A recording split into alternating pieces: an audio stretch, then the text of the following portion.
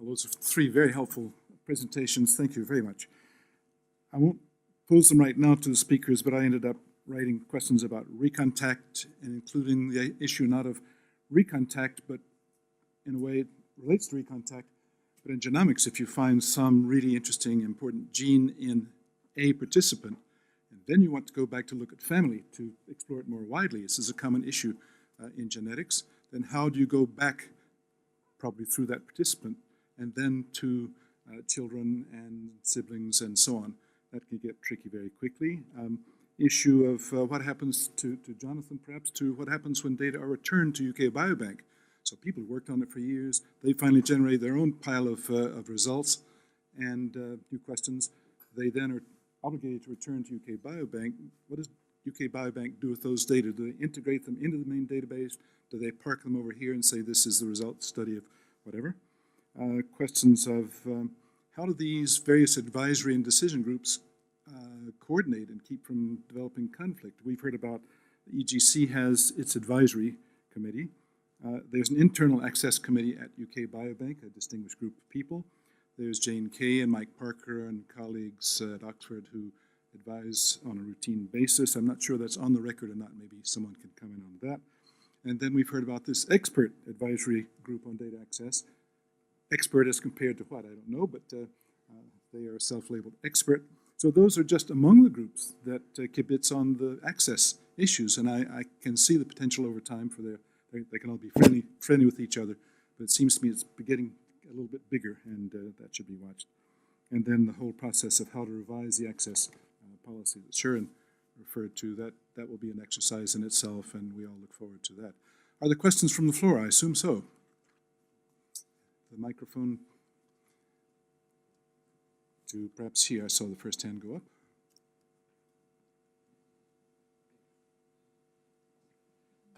David Walker, I'm a member of the EGC. A syllogism. Universities, certainly in the UK and elsewhere, are increasingly competitive. They're increasingly, as was said this morning, commercial-minded. They're concerned about their position in league tables. We hear vice-chancellors in this country saying our attachment to the public sector is diminishing. We are becoming much more like private entities of the kind which exists certainly in North America. Second leg, the University of Oxford employs, houses, tends the operations of, the governance of, and to some extent access to UK Biobank's activities. So, third element in the syllogism is how countercultural must UK Biobank be if it's located and tended by an entity which is becoming increasingly commercial and competitive. Now, I'm not making a trivial point here, because I think if you listen to vice-chancellors looking ahead, the universities are moving quite swiftly down a road where their capacity to act as they once did as public resource perhaps is going to diminish, in which case a public resource, viz. UK Biobank, becomes somewhat more anomalous than it has been. And so I just perhaps invite some reflection on whether there is an issue here at all, or whether perhaps a general identification with science trumps the specifics of belonging to an entity which is changing its characteristics in the way that the University of Oxford and others are. Who do you address that question to? Do you address that to Jonathan or Martin? Whoever, whoever wants to pick it up. Jonathan, would you start, please? I think first of all, we are an independent institution, and we're an independent charity. We have a board, and thus far, the level of interference we've had from the University of Oxford is zero. And I can see no circumstances over the next 5 to 10 years which that would change, and in fact even longer. I think it's the only sustainable position from our perspective is to essentially maintain our independence. I mean, it's true that Rory Collins, who's the principal investigator, is also runs the Department of Population Health at Nuffield. But equally, our chief scientist, Cathy Sudlow, is based out of Edinburgh. I'm based here in London. Our main cold storage facility is in Cheadle in Stockport. It was originally in the University of Manchester. It's certainly true that our data is stored within the clinical trials unit in the University University of Oxford, but the reason for that is that there was no other institution in the country that actually could have stored it at the time. Therefore, I'm conscious that we are part of the University of Oxford, but actually I'm quite grateful for what they've done for the project thus far. But we have had no occasion when they've tried to exert any influence over us at all. And Martin? I don't see any circumstances in which that would change. Thank you. Martin? I'd make two additional comments. Firstly, although the trend that you identify is clearly evident, I suspect it's not as deep-rooted, nor will it go as far as people fear. I think that if you look at North America, where the model comes from, the big research institutions in North America have not become, in general, rapacious private sector predators. They have retained and have needed to retain a strong public interest ethos in order to survive, because that's what education's like. It's just education and research have never been really good ways to make a load of money. They draw people who are differently motivated. So I think it'll equilibrate. The second point is that there is actually a very fundamental and primitively vicious marketplace that controls all of this, which has to do with research funding, which has always been intensely competitive, on which all of the research universities are utterly dependent. And if they lose the goodwill of those research funders who are differently motivated, they won't achieve their mission of being rich and famous. So I think the situation will control itself with a bit of common sense. I can't see this being a major hazard. Sharon? I think, following on from Martin's last point, that I can see the problem, but I don't think it's a problem for an entity like UK Biobank, partly because UK Biobank is anomalous in many ways. I think the problem that you point to is perhaps more a problem for entities established in the future, where it might be more difficult to find a university home for them without something going to the university. But of course, that in the UK will very largely depend on the policies of Wellcome and the Medical Research Council. If they are not allowing that to happen, it's not going to happen. Thank you. We have a comment here, a question? Yes, so it's Paul Burton, University of Bristol. First of all, what's said on the panel is what I was about to say in terms of the thinking behind what I was going to say. So I basically strongly agree with all that.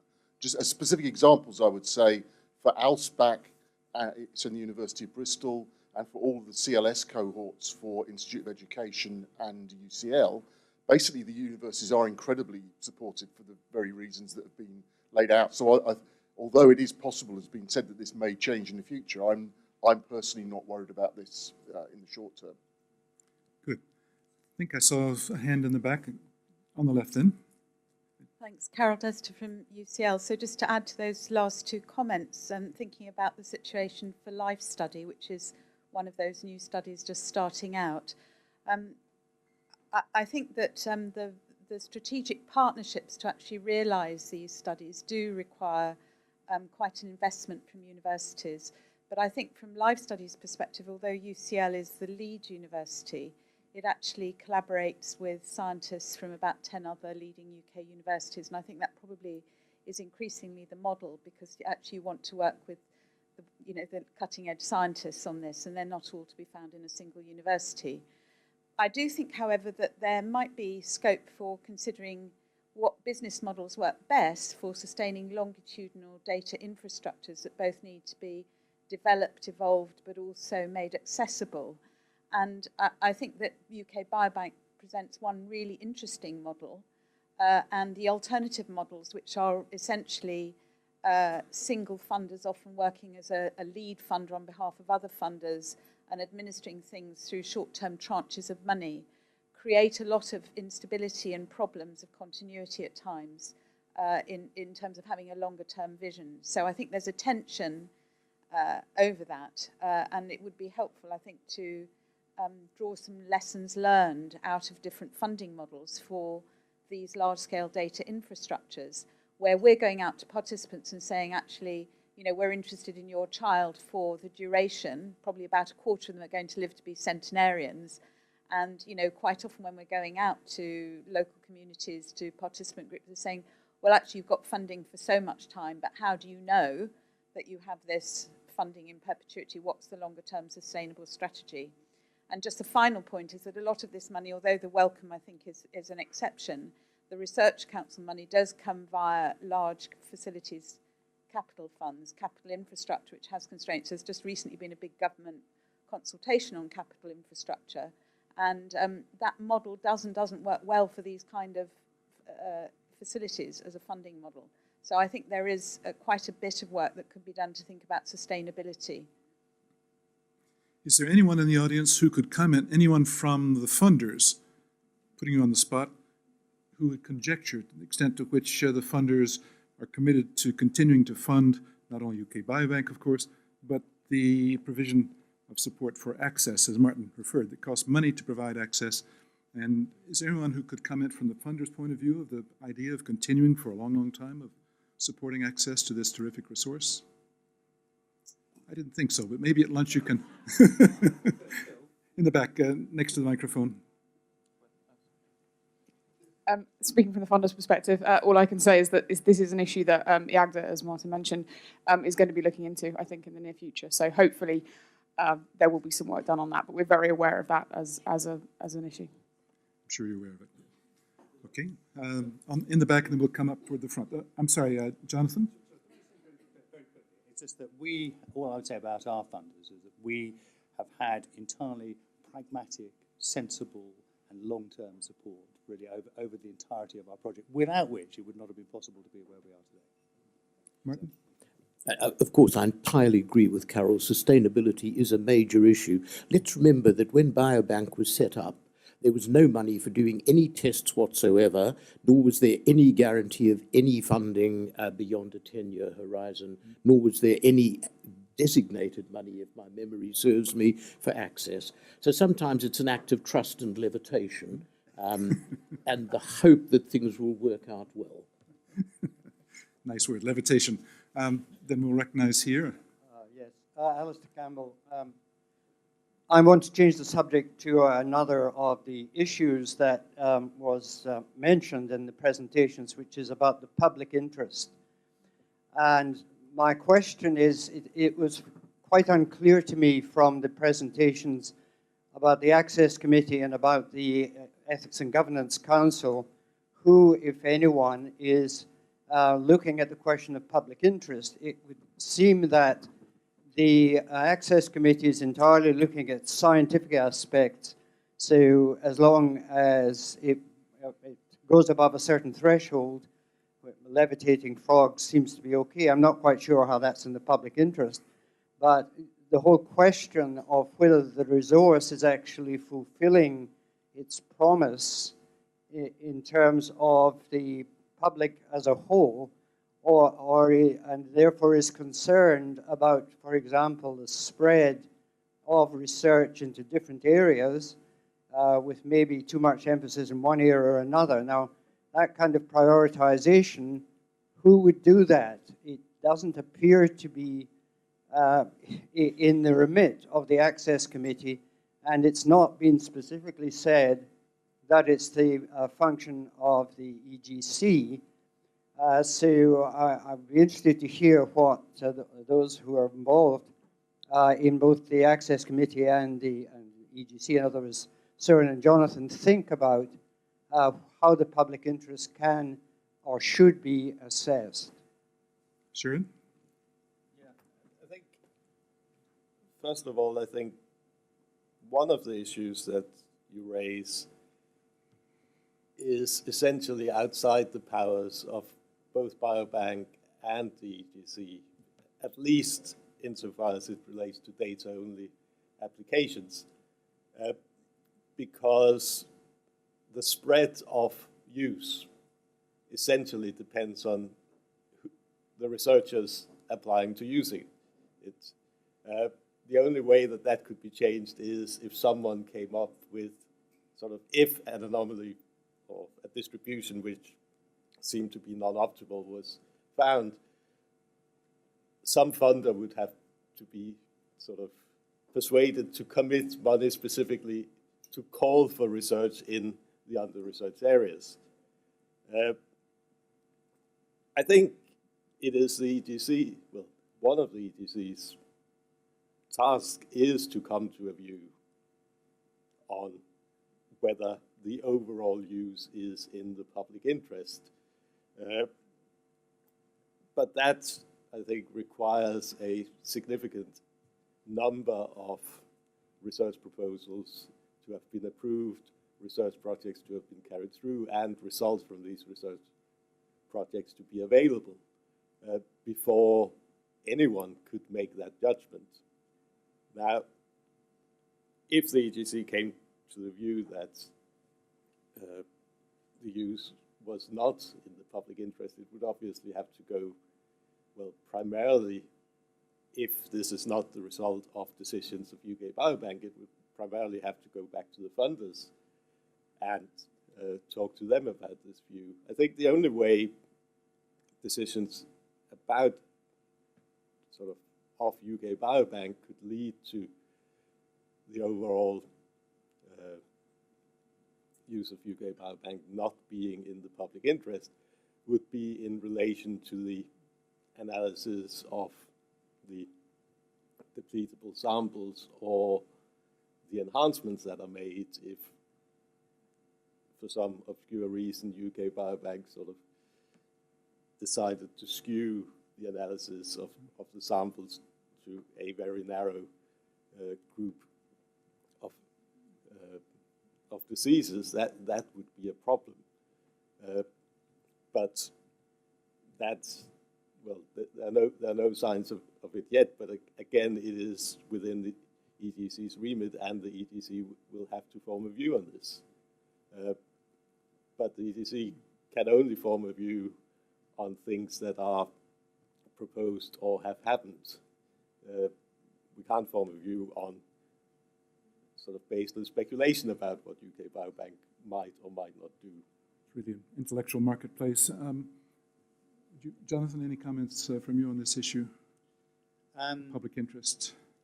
Sure, and I think that I think ultimately Soren's right in as much as a lot of it's dependent on the research which is published. What our main role is to produce the best resource that we can possibly produce and make it easily accessible by people, because I think what would definitely not be in the public interest is if it wasn't used. The only thing I would say about participant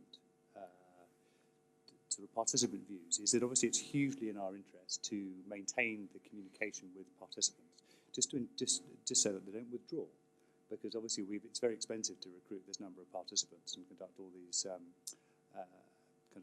assays and similar on them, and obviously we're enormously motivated to make sure that they're fully involved in the process. And I think one indication I can have of that, and Andrew, you might want to just comment on this, is that when we ask them to come back for various reassessment and other visits, the rate of response that we get is between about 30 and 40%, which I think is which is, to me, it really is indicative that they're quite supportive of the project.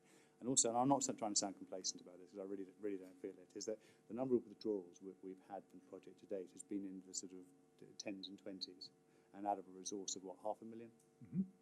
I think that's I think it's an ongoing thing which we must never lose sight of. But and really the point goes back to transparency, that we want to be as transparent as we possibly can with the participants involved. Andrew, any comment from you on this? Microphone to identify yourself, Andrew. Yes, my name's Andrew Traherne. I'm Head of Communications at UK Biobank, and I'll be talking a little bit later. I think that the issue about how and when we know whether the resource is a success is an interesting one. And we're a long way from getting close to deciding that, thinking about that. But part of the process is clearly engaging with the scientific community. We talk about the resource being used as widely as possible. And I think it's part of our responsibility and our job to ensure that that's the case. And although that's not being addressed by the conference today, that's something that's very much in our minds and something we need to work on in the future. It's heartening to see the resource being used more widely over the past few months, and I think as the genetic data comes in scientists start to publish their results, that's going to go up. And in terms of our relationship with participants, I think it is very much a living resource, actually. And we have a lot of ongoing interaction, one way or another, with participants. And it is quite incredible how few choose to withdraw from the resource and are keen to stay with us. I'll address some of these points myself in my talk a bit later, but it's certainly a very interesting area for us. Yeah. Thank you. One comment I would have along the way is that I urge both Biobank and the EGC to keep their websites up to date. I've had some trouble finding out before this conference really what's been happening recently, and maybe it was just me or my browser, but I couldn't get to as recent information as I might have liked or as clear, despite the prettiness of the sites. I think just getting information on there, just a clear list of publications, graph of uptake, things of that kind. Again, maybe there and I missed it, but I think that's very important. Secondly, remember, not everybody looks at the websites all the time. Several hands up, one back here, and then do you see one? Madeline Murter, University of Bristol, again in response to Alistair. We've recently completed an ethnographic study of the 1958 Access Committee. And what is interesting in that is that the public, and actually many publics, are always present. They're always part of the discussion in what is considered under the Access Committee. What's also very relevant, though, is that they're also absent. So they're present and absent at the same time. They're not actually in the room. And I think that that is something that we need to be mindful of. So yes, there is a consideration of people, publics, in many, many ways. But I think we have some way to go in, or at least there is more that we can do. Comment from Roger Bronsword. Just very, very quickly, Alistair's question, I think, has identified a really important aspect of the public interest, which is now really just beginning to get on the agenda. At least in my sense is that when I came to the EGC, all the deliberations about the public interest really were focused on those applications that should be rejected because they were contrary to the public interest. I mean, we were trying to find scenarios like the application from the tobacco industry, for example, where we would say, well, this is an application for access for health-related research, and the but is, would it really be in the public interest to allow the tobacco industry to use UK Biobank? So all our attention, I think, was on case-by-case applications with the emphasis on this is one we shouldn't say yes to. We should say no to this. Now, I mean, Soren rightly, I think, has said, well, questions about the public interest are more aggregative questions too, is the use. And Alistair's raised this question, I think, well, who's actually asking this question? Who's addressing it? Certainly in the EGC conversations in the last 18 months, I can think of occasions where we have, in a very tentative sort of way, I think, broached those questions, and Martin Richards especially. I mean, there's been worried, I think, Martin, about making sure that Biobank does not say no to applications that really would be in the public interest. So we want to see the resource being put to optimal use. But again, I agree with Soren that at this stage of the game, it's very difficult for anybody to sit down, even if you have a clear sense of what the public interest is, and say, is this using the public interest? That's a tough question. It is. But it's a question that someone is going to have somewhere at some time. That's right. Always has to be at least in the background. It's probably one of those things, Roger, that we know when we see it. But other questions or comments? So Paul Burton, University of Bristol again. Just to follow up, it seems to me that there's two aspects to Alistair's question. There's not doing things that are not in the public interest. And I actually think that we're pretty good at doing that. I mean, the discussion that Madeline said about it is definitely true that if we had an application on any of the ones I'm involved in that we felt was actually against the public interest, we would, I think, deal with that. What I think we're much less good at doing, and this requires much more interaction, is trying to work out how to do things in a new way that we've maybe not thought of before that would be in the public interest if they were properly assessed. And I think all of the big cohorts in the UK need to be thinking about how to deal with that more effectively than they are at the moment. Comment here. So thank you. Jennifer Harris from the Norwegian Institute of Public Health. I'd like to thank all the speakers for really interesting and helpful presentations. Following up on a bit what Paul is saying, how do we develop this in the best of the public interest? I have a actually practical question to Jonathan, which is, if we think about developing these resources so that we can maximize the use of them and maximize not just within UK Biobank, but the ability for UK Biobank to be used in conjunction with other resources, are there any criteria placed on the people who access samples regarding the way that those get analyzed and the information that comes back to UK Biobank, so that those samples and those assays, the data that are generated from them, are maximally usable? So are there standards for which protocols for assaying, quality control, and so on? And our approach to sample assays is that we much prefer to do them ourselves. So because really in that way we can guarantee that they're done correctly, and secondly the results come back into the resource and they're available for all researchers. And it's only really as a last resort that we would release samples to a researcher to conduct a, say, particularly specialist type of assay on it, and then we'd be pretty prescriptive about how the actual assay data came back. But our strongly preferred model at the moment is that these assays are conducted either by us or by people on behalf of us, and so that we essentially control the data ourselves. Were people consented then that those return of, or those new assay results can get used, even though it was for a particular research project that tried to access data? So those are consented for use then? Yeah. In other words, any assay data that comes back is available for any other researcher to use for an approved research project. And Jonathan, just on the technical question, are those data stored separately? I assume they are. The return data they're not integrated with the basic UK Biobank database. That's exactly right. In terms of we have a main database which contains all the information and assay data that we essentially have approved and endorsed, and there is results data which we keep separately. In other words, that researchers can go and access it as separate files with their own methodologies and so on, because those are not the same. Clearly flagged as such. Thank you. Other questions here in the middle of the room? Sorry, you don't know your name. Hi, I'm Erin Nobleman from the London School of Hygiene and Tropical Medicine.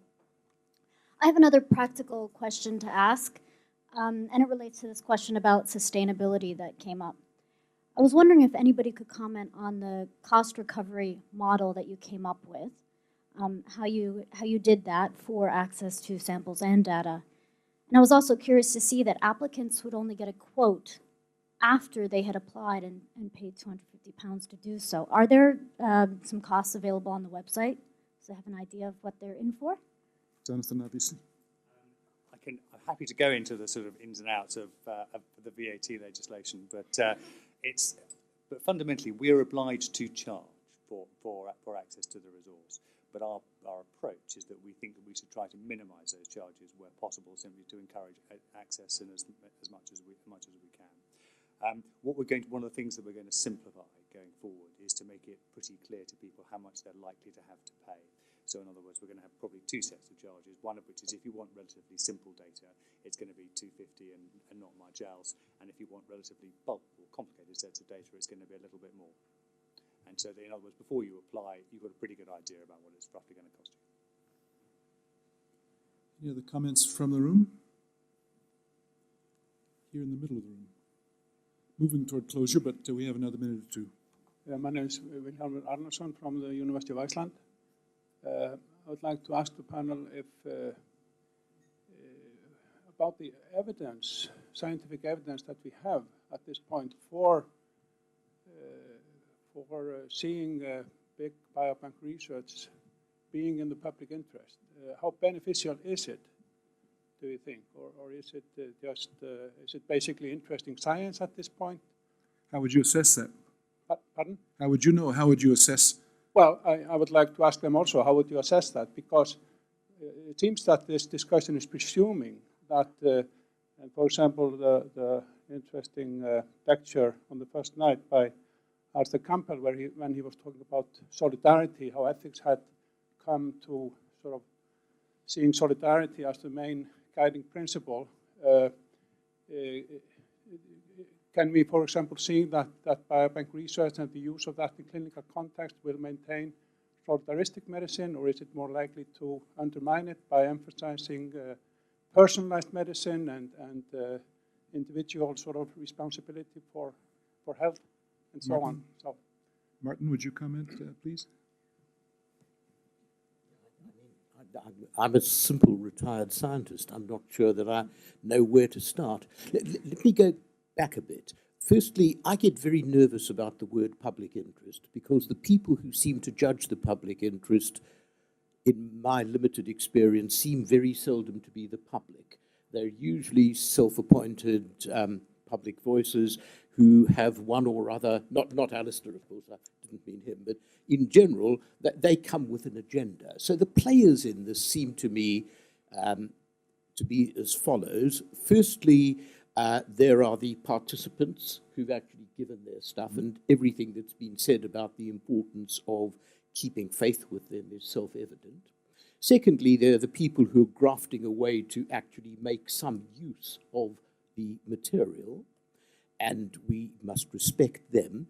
Thirdly, there are the people who are paying for it, and they, in a way, whether they are charitable funders or private funders or commercial funders or state funders, all actually speak for the public because they are all, one way or another, using public money, and they are responsible for ensuring that some sort of return on their investment becomes visible eventually, or they go out of business. But that's very long-term and hands-off.